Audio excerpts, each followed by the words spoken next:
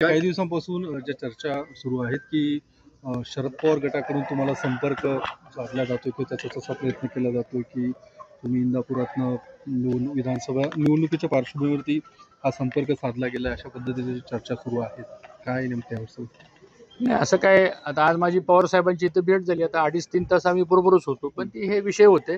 राजकीय कुठली या संदर्भातली चर्चा झालेली नाही आणि मला असं वाटतं त्या संदर्भात माझ्याशी काही कोणी बोललेलं नाही. तुमची काय इच्छा आहे? तुम्ही इतिहास भाजपमध्ये बावनकुळे पण म्हटले की ज्यांना जो निर्णय घ्यायचा आहे बाहेर पडायचा त्यांनी घ्यावं समर्जित घाडगेंच्या पार्श्वभूमीवर. तुमची काही भाजपशी नेतृत्वाशी चर्चा किंवा त्यांनी तुम्हाला समजवलं किंवा तुमची काय इच्छा? कार्यकर्ते तर म्हणतात तुम्ही अपक्ष किंवा तुतारीवरनं निवडणूक लढवायची. नाही, आमचे प्रांत अध्यक्ष बावनकुळे साहेब हे आमचे ज्येष्ठ नेते आहेत. आता ते कोणत्या रेफरन्समध्ये बोलले काय बोलले हे मला काही माहीत नाही, पण माझ्याकडून तरी अशी कुठली भूमिका किंवा मी काही निर्णय घेतलाय वगैरे अशी तर माझ्याकडची कुठली भूमिका झालेली नाही. न मी कोणाला भेटलो नाही, न मला कोणी अप्रोच झालेलं नाही. एक गोष्ट खरी आहे की आता जे अजितदादा पवारांचे जे दौरे चालू आहेत त्या दौऱ्यामध्ये साधारणतः असं बोललं जातंय की ज्या तालुक्यातला जो सिटिंग आमदार असेल त्याला ती तिकीट मिळणार. आणि त्यामुळं साहजिकच आमच्या मतदारसंघातले जे कार्यकर्ते आहेत त्या कार्यकर्त्यांचा खूप आग्रह आहे. साहजिक लोकशाही प्रत्येकाला आपापलं मत व्यक्त करण्याचा अधिकार आहे, पण लोकसभेच्या निवडणुकीच्या वेळेस आमची जी चर्चा झाली होती अजितदादा पवार, मी आणि देवेंद्र फडणवीस यांच्याबरोबर आमची चर्चा झाली होती आणि त्यात असं ठरलं होतं. आता बाकीच्या गोष्टी काय बाहेर सांगणं योग्य नाही, कारण बंद आड चर्चेच्या संदर्भातला काही प्रोटोकॉल असतो तो सांगायचा नसतो. पण त्यात असं ठरलं होतं की अजितदादा असं म्हणाले होते आणि ते भाषणात पण म्हणाले आल्यानंतर की देवेंद्र फडणवीस इंदापूर तालुक्याच्या संदर्भातला जो निर्णय घेतील तर तो निर्णय मी मान्य करेन. आणि मलाही देवेंद्र फडणवीस साहेब असे म्हणले की मी हा संदर्भातला निर्णय घेईल. त्यामुळे आता आम्ही वाट बघतोय की फडणवीस साहेब या संदर्भातला काय निर्णय घेतात. पण मधल्या काळात काही तुमची चर्चा झाली का? भाजपच्या वरिष्ठ नेत्यांशी काही चर्चा झाली का? कोणाची? तुमची काही भाजपातल्या वरिष्ठ नेत्यांशी काही चर्चा मागच्या झाली? एक 3 आठवड्यामध्ये माझी देवेंद्र फडणवीस साहेबांची चर्चा झाली होती आणि त्या संदर्भामध्ये ते म्हणले मी या संदर्भातला निर्णय घेईल.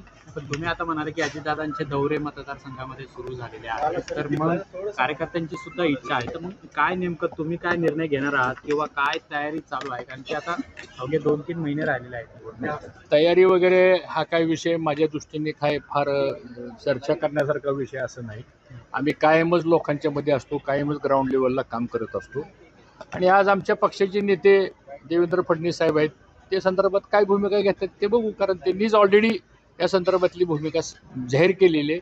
ते इंदापूरला येऊनही बोलले होते आणि ज्यावेळेस सागर बंगल्यावर आमची बैठक झाली त्यावेळेस त्यांनी सांगितलं की निवडक काय प्रमुख कार्यकर्ते तालुक्यातले बोलवा.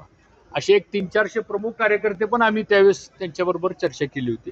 त्यावेळेस पण त्यांनी सांगितलं होतं. त्यामुळं ते योग्य निर्णय घेतील असं मला वाटतं. कार्यकर्त्यांचा जो आग्रह आहे की तुम्ही अपक्ष लढणारच आहात असे काही बॅनर वगैरे लावले? ठीक आहे, ते आता शेवटी लोकशाहीमध्ये बॅनरबाजी वगैरे तर काही सगळीकडे चालू आहे. कोण बॅनर लावतो वगैरे मला काही माहित नाही, पण एकंदरीत तो लोकांचा प्रत्येकाचा अधिकार असतो. तुमच्यावर एवढं प्रेम करतात मग तुम्ही इच्छुक नाहीत का लढण्यासाठी? कार्यकर्त्यांचा आग्रह आहे. बघा, शेवटी जनता महत्वाची आहे. जनतेचा जो आग्रह असतो तो साधारणतः लोकांचा तो रेटा असतो, आग्रह असतो. आणि हा आग्रह आमच्या पक्षाच्या नेतृत्वापर्यंत पोहोचलेला आहे. नाही पोचला अशातला काही भाग नाही, पण तुमच्यापर्यंत पोहोचलेला आहे आणि तुम्ही लोकांच्यापर्यंत पोहोचवलेला आहे. त्या संदर्भामध्ये वरिष्ठ पातळीवर काय निर्णय होतो ते बघू. तुम्ही महायुतीचा उमेदवार तयारी करायची सूचना दिली आहे का नाही? अवघे काही महिने राहिले असताना विधानसभेला तयारी करण्याची काही वरिष्ठांकडून सूचना आली आहे का नाही? अद्यापर्यंत मला असं वाटतं की महायुतीच्या जागा वाटपाच्या बाबतीमध्ये कुठलाही अंतिम निर्णय झालेला आजपर्यंत नाही असं माझं मत आहे. अर्थात त्या सगळ्या वरिष्ठ पातळीच्या समितीमध्ये मी काही नाही, मी फक्त कोर कमिटीचा मेंबर आहे. त्यामुळे कोर कमिटीत पण या संदर्भातली चर्चा झाली होती, त्यानंतर पुन्हा काही कोर कमिटीची मिटिंग झालेली नाही. या सगळ्या पार्श्वभूमीवर तुम्ही वेट अँड वॉचच्या भूमिकेत आहात का? वेट अँड वॉचचा प्रश्न नाही. जे चर्चा होती साहजिक आहे की कालच्या लोकसभेच्या निवडणुकीला आम्ही अजितदादा पवारांचं काम केलं.